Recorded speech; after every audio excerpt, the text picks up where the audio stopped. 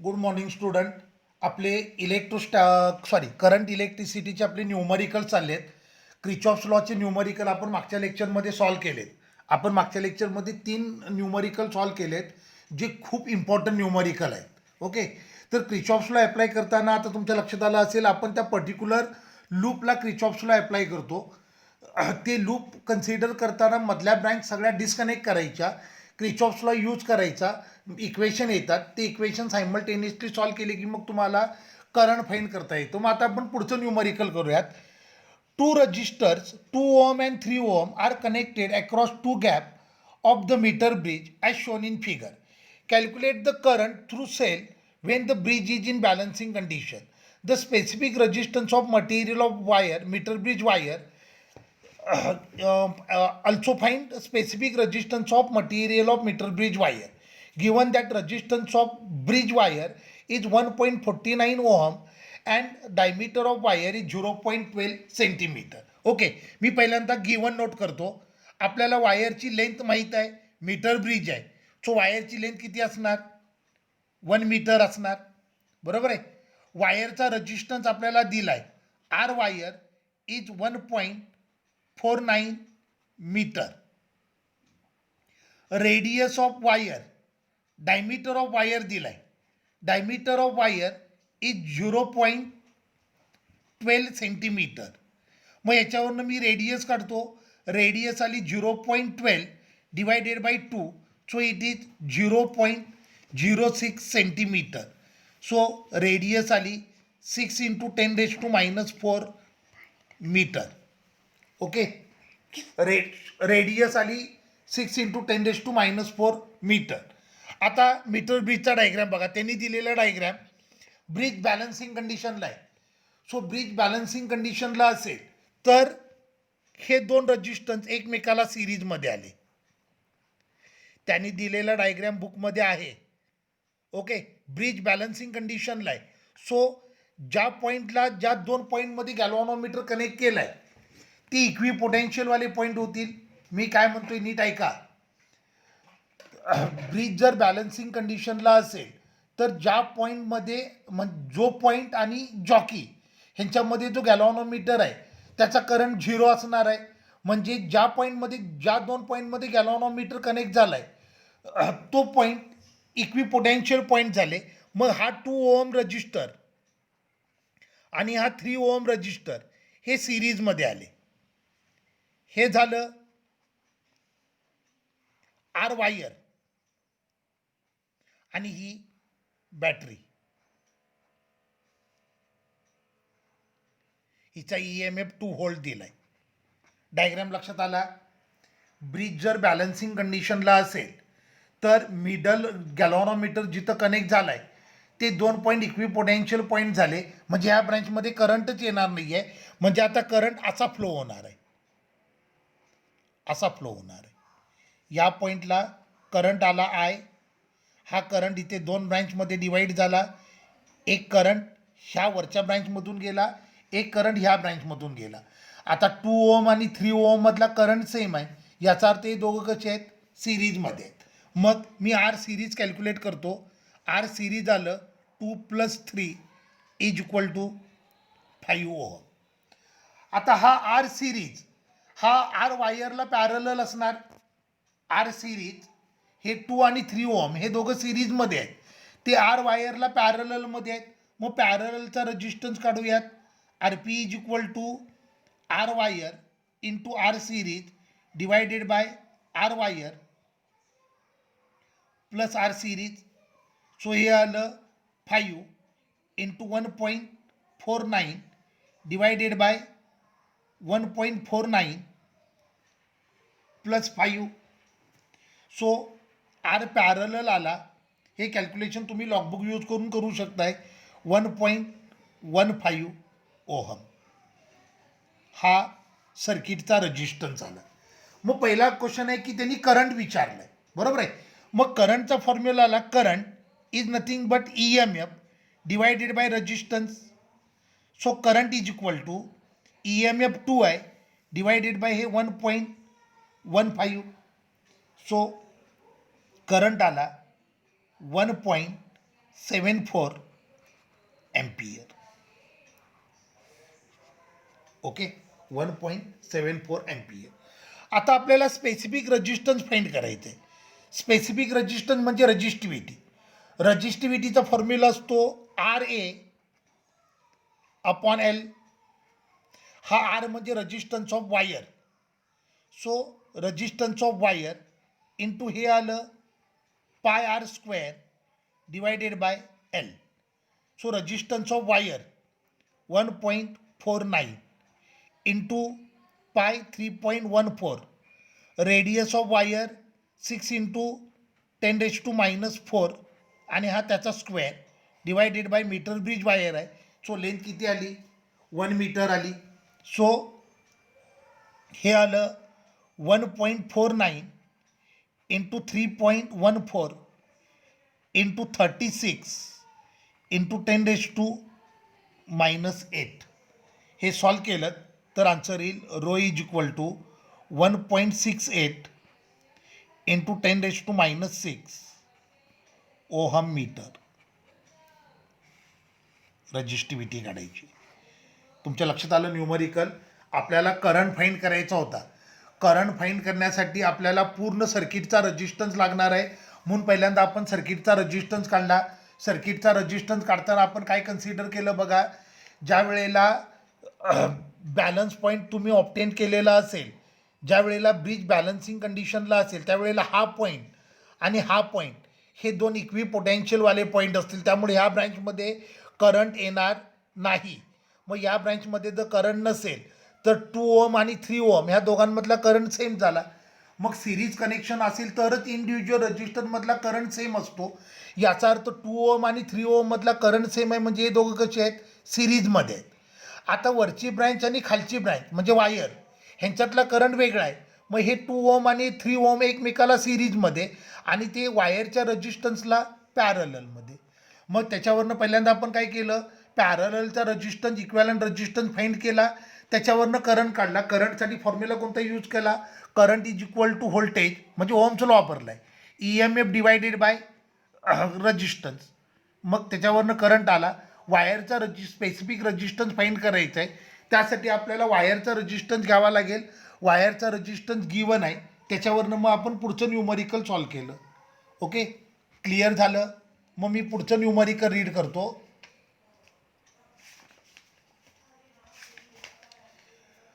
In an experiment to determine an internal resistance of cell of EMF 1.5 volt, balance point in open cell condition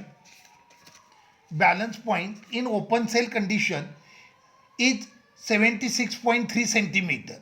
When a resistor of 9.5 ohm is used in external circuit of cell, balance point shift to 64.8 centimeter of potentiometer wire. Determine internal resistance of cell. Okay, आता तिने आपल्याला L1 आणि L2 दिलं आहे. L1 किती दिलं आहे? 76.3 दिलं आहे, 76.3 सेंटीमीटर. L2 किती दिलं आहे? 64.8 सेंटीमीटर. हे कन्वर्ट करायची गरज नाही. आपण डायरेक्ट आन्सर 2 क्वांटिटी आहेत त्यांचा रेशोच घ्यायचा आहे. त्यामुळे सेंटीमीटरला मीटरमध्ये कन्वर्ट करू नका. देन रेजिस्टन्स पण आपल्याला दिला आहे. रेजिस्टन्स आहे 9.5 ओहम आणि आपल्याला फाइंड करायचं आहे इंटरनल रेजिस्टन्स. मग इंटरनल रेजिस्टन्स फॉर्म्युला असतो L1 minus L2 upon L2 into capital R. हे आपण थेरीमध्ये प्रूव्ह केलं आहे. R is equal to L1 minus L2 upon L2 into R. So ही व्हॅल्यू पुट करतो. 76.3 minus 64.8 divided by 64.8 into R 9.5. So हे आलं, हा डिफरन्स आला 11.5. 11.5 इंटू 9.5 डिवायडेड बाय 64.8. हे मल्टिप्लिकेशन केलं तर हे येतं 109.25 डिवायडेड बाय 64.8. सो याच्यावरून आन्सर आलं R इज इक्वल टू, ही डिव्हिजन केली 1.68 ohm. This is internal resistance of cell. Clear झालं. न्यूमरिकल अगदी सोपे सोपे न्यूमरिकल आहेत. क्रिचॉफ्स लॉचे न्यूमरिकल थोडेसे टफ असतात, बाकीचे न्यूमरिकल अगदी सोपे असतात. क्लिअर झालं. इंटरनल रेजिस्टन्सचा फॉर्म्युला लक्षात आला. R is equal to L1 minus L2 upon L2 into R. Okay. मग मी पुढचं न्यूमरिकल घेतो. A galvanometer has resistance 100 ohm and it gives full scale deflection for 100 micro ampere. What shunt resistance to be added so that ammeter can have a range 0 to 10 milliampere. Okay. आता बघा गॅल्व्हॅनोमीटरचा resistance आपल्याला दिलाय. Resistance of galvanometer 100 ohm. आता galvanometer ज्या करंटला फुल scale deflection show करतो तो म्हणजे आयजी झाला. आयजी म्हणजे काय? Current flowing through galvanometer. For that current galvanometer shows full scale deflection. तर आय जी किती दिलंय आपल्याला? आय जी दिलंय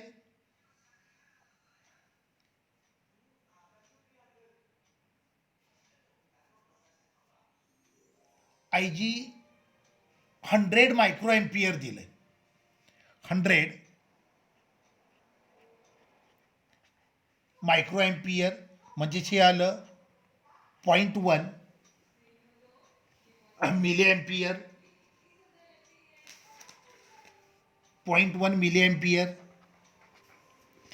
रेंज ऑफ एमिटर म्हणजे आय त्यांनी किती दिले? 10 मिली एम्पियर दिले. आणि शंट रेजिस्टन्स किती आहे तो आपल्याला फाइंड करायचा. ओके. पुन्हा एकदा मी गिवन क्वांटिटी सांगतो तुम्हाला. आय जी 100 ओहम आहे. Sorry, resistance of galvanometer capital G 100 ohm आहे. आय जी 100 मायक्रो एम्पियर आहे. ज्या करंटसाठी galvanometer full scale deflection show करतो तो करंट म्हणजे आय जी. ज्या करंटसाठी galvanometer full scale deflection show करतो that is current passing through galvanometer. I G आपल्याला 100 मायक्रो एम्पियर दिलं आहे तर त्याला मी 0.1 मिली एम्पियर केलं. I is equal to 10 milli ampere. आपल्याला एस काढायचं आहे. ओके.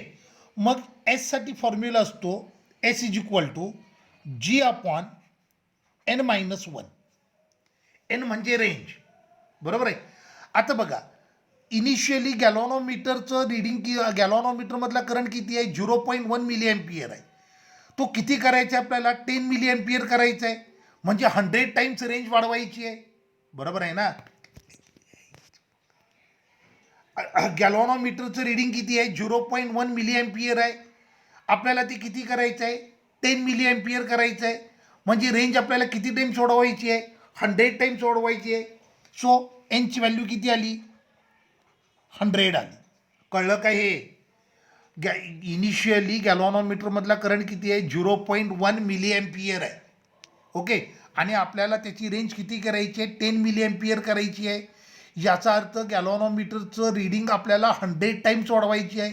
गॅल्व्हॅनोमीटरची रेंज आपल्याला 100 टाइम्स इन्क्रीज करायची. मग हे आलं S is equal to 100 divided by 100 minus 1. So H is equal to 100 upon 99 ohm. Clear झालं. न्यूमरिकल लक्षात आलं. आपल्याला रेंज 100 टाइम्स वाढवायची होती. ओके. आता पुढचं न्यूमरिकल मी रीड करतो. What value of shunt resistance that allows 20% of main current through galvanometer of resistance 99 ohm. Okay. Resistance of galvanometer आपल्याला दिलाय 99 ohm. I G upon I हे दिलंय 20%. ओके. आता मी पुन्हा एकदा क्वेश्चन नीट रीड करतो. What is value of shunt resistance which allows 20% of main current through galvanometer. Okay. I G upon I याला म्हणायचं fraction of main current flowing through galvanometer. I G upon I म्हणजे काय? Fraction of main current flowing through galvanometer. So I G upon I हे आलं 20 upon 100 म्हणजे 1/5. Okay. मग आता I G upon I is equal to S upon S plus G. तुम्हाला एक सांगायचं राहिलं, आपण जे थेअरीचं व्हिडिओ आहे त्याच्यामध्ये हा फॉर्म्युला माझ्याकडनं चुकला आहे. तो फॉर्म्युला तिथे मी सांगताना जी अपॉन एस प्लस जी सांगितला होता, तर तो फॉर्म्युला जी अपॉन एस प्लस जी नाही आहे, एस अपॉन एस प्लस जी आहे. मला दुपारी रेणुकाचा फोन आला होता, तिनं ते तिच्या ते लक्षात आलं, मला ते शिकवताना माझ्या लक्षात आलं नाही, मी फॉर्म्युला उलटा सांगितला होता. तर आय जी अपॉन आय आपल्या व्हिडिओमध्ये मी फॉर्म्युला सांगताना जी अपॉन एस प्लस जी सांगितला आहे, पण तो चुकला आहे. ओके, नोट्समध्ये ती मी करेक्ट करून दिलं आहे. तर आय जी अपॉन आय हा फॉर्म्युला काय असतो, एस अपॉन एस प्लस जी. लक्षात आलं का? मी काय म्हटलं कळलं? आपल्या व्हिडिओ लेक्चरमध्ये ते फॉर्म्युला मी चुकून वेगळा सांगितला आहे. तो फॉर्म्युला जी अपॉन एस प्लस जी असा मी सांगितला आहे, जे चुकीचं आहे. तर करेक्ट फॉर्म्युला काय आहे, S upon S plus G. तर मग हे आलं 1/5 आय जी अपॉन आयची value is equal to S upon S plus 99. So हे आलं S plus 99 is equal to 5s. therefore 4s is equal to 99. therefore s is equal to 99 upon 4. so s is equal to 24.75 ohm. हा resistance सिरीजमध्ये connect करावा लागेल. Clear झालं? Numerical लक्षात आले? पुढचं न्यूमरिकल करूयात. A galvanometer has resistance 25 ohm and its full scale deflection current is 25 microampere. What resistance should be added to have range 10 volt? Okay, आता बघा, व्होल्ट मीटरची रेंज किती दिले, 10 व्होल्ट. फुल स्केल डिफ्लेक्शन वाला करंट किती आहे, I G is equal to 25 micro ampere. म्हणजे हे आलं 25 इंटू 10⁻⁻6 एम्पियर. बरोबर आहे. Then resistance of galvanometer capital G 25 ohm. आणि आपल्याला फाइंड करायचं आहे value of high resistance so that it will become voltmeter. मग रेजिस्टन्स, हाय रेजिस्टन्स फॉर्म्युला असतो V upon I G minus G. मग V किती आहे, 10 आहे. I G 25 into 10⁻⁻6 minus resistance of galvanometer 25. म्हणजे हे आलं 10 इंटू 10⁻+6 डिवायडेड बाय 25 मायनस 25. म्हणजे हे आलं 100 इंटू 10⁻5 अपॉन 25 मायनस 25. सो हे आलं 4 इंटू 10⁻5 मायनस 25. हे सॉल्व केलं तर आन्सर येतं 3.99 इंटू 10⁻5 ओहम. लक्षात आलं? हा झाला हाय रेजिस्टन्स. न्यूमरिकल क्लिअर झालं आहे.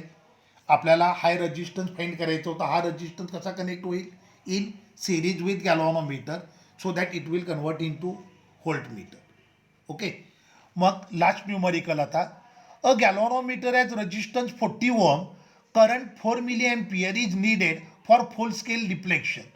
What resistance and how to be connected to convert the galvanometer into ammeter of range 0.4 ampere and into voltmeter of range 0.5 volt. Okay, आता बघा, रेजिस्टन्स ऑफ गॅल्व्हॅनोमीटर किती दिलाय, 40 ओहम.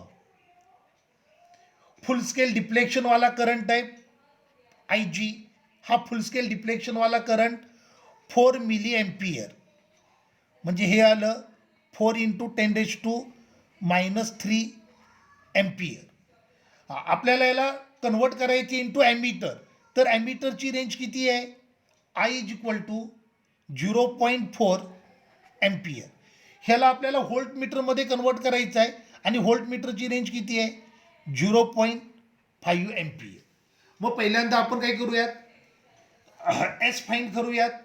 म्हणजे तो ॲमीटरमध्ये, आता ॲमीटरला गॅल्व्हॅनोमीटरला जर ॲमीटरमध्ये कन्वर्ट करायचं असेल तर शंट रेजिस्टन्स आपल्याला पॅरललमध्ये कनेक्ट करावं लागेल, आणि त्याला जर व्होल्ट मीटरमध्ये कन्वर्ट करायचं असेल तर हाय रेजिस्टन्स सिरीजमध्ये जोडावं लागेल. मग पहिल्यांदा त्याला ॲमीटरमध्ये कन्वर्ट करूयात. So in order to convert galvanometer into ammeter we required shunt resistance, आणि शंट रेजिस्टन्सचा फॉर्म्युला असेल S is equal to I G upon I minus I G into G. So I G 4 into 10⁻³ divided by हे आलं 0.4 minus I G 0.004 into G 40. So हे आलं 4 into 10⁻³ divided by हा difference येतो 0.396 into 40, म्हणजे हे आलं 16 into 10⁻² divided by 0.396. So S is equal to आलं 40.40 into 10⁻². So S is equal to 0.4040 in parallel. So जर तुम्हाला गॅल्व्हॅनोमीटरला कन्वर्ट करायचं असेल इंटू ॲमीटर तर शंट रेजिस्टन्स किती लागेल? 0.4040 in parallel with galvanometer. Okay, आता सेम गॅल्व्हॅनोमीटर आहे, त्याला आपल्याला व्होल्ट मीटरमध्ये कन्वर्ट करायचं आहे. सेम गॅल्व्हॅनोमीटर आपल्याला व्होल्ट मीटरमध्ये कन्वर्ट करायचे, मग त्यासाठी आपल्याला हाय रेजिस्टन्स लागणार आहे. मग हाय रेजिस्टन्स फॉर्म्युला असतो V upon I G minus G. Volt मीटरची रेंज त्यांनी दिली आहे, व्होल्ट मीटरची रेंज किती आहे? 0.5 आहे, अपॉन आय जी किती आहे? 4 इंटू 10⁻³ मायनस रेजिस्टन्स ऑफ गॅल्व्हॅनोमीटर 40, म्हणजे हे आलं 0.5 इंटू 10⁻³ डिवायडेड बाय 4 मायनस 40, म्हणजे हे आलं 500 अपॉन 4 मायनस 40, म्हणजे हे आलं 500 अपॉन 4 म्हणजे 125 मायनस 40. सो आन्सर आलं 85 ओहम इन सिरीज. क्लिअर झालं? सो ह्या न्यूमरिकलमध्ये लास्टवालं जे न्यूमरिकल आहे त्याच्यामध्ये 2 क्वांटिटी दिल्या होत्या. तुम्हाला गॅल्व्हॅनोमीटरला कन्वर्ट करायचं होतं इंटू ॲमीटर ॲज वेल एज त्याला कन्वर्ट करायचं होतं इंटू व्होल्ट मीटर. मग गॅल्व्हॅनोमीटरला ॲमीटरमध्ये कन्वर्ट करायचं असेल तर आपल्याला काय लागणार? हाय रेजिस्टन्स शंट रेजिस्टन्स पॅरललमध्ये कनेक्ट करावं लागेल, आणि त्याला जर व्होल्ट मीटरमध्ये कन्वर्ट करायचं असेल तर हाय रेजिस्टन्स सिरीजमध्ये कनेक्ट करावा लागेल. न्यूमरिकल लक्षात आले?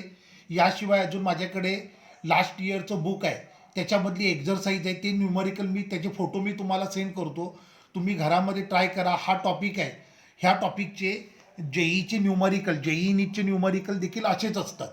लक्षात आलं का? तर आपण थेरीवाले सगळे न्यूमरिकल कव्हर केलेत. मग आता याचा पुढचा टॉपिक आपण चालू करायच्या अगोदर मी सांगतो की आता कमिंग संडेला या टॉपिकची थेरीची टेस्ट असणार आहे, त्याचं प्रिपरेशन प्रॉपर करा.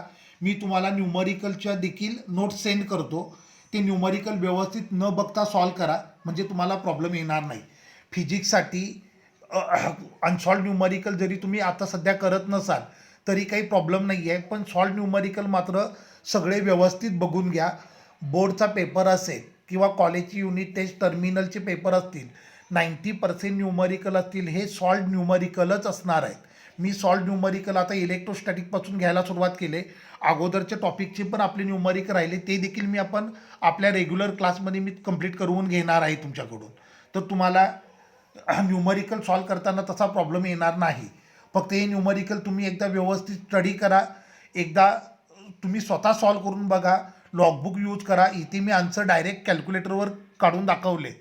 तर तुम्हाला एक्झाममध्ये कॅल्क्युलेटर अलाउड नाही आहे. तुम्ही घरामध्ये न्यूमरिकल नुसतं वाचून काढू नका, तर नोटबुक पेन घ्या आणि सॉल्व करा. लॉगबुक यूज करा, लॉगबुकवरून कॅल्क्युलेशन करा, म्हणजे तुम्हाला प्रॉब्लेम येणार नाही, कॅल्क्युलेशनच्या सिली मिस्टेक होणार नाही. ठीक आहे, थांबूया.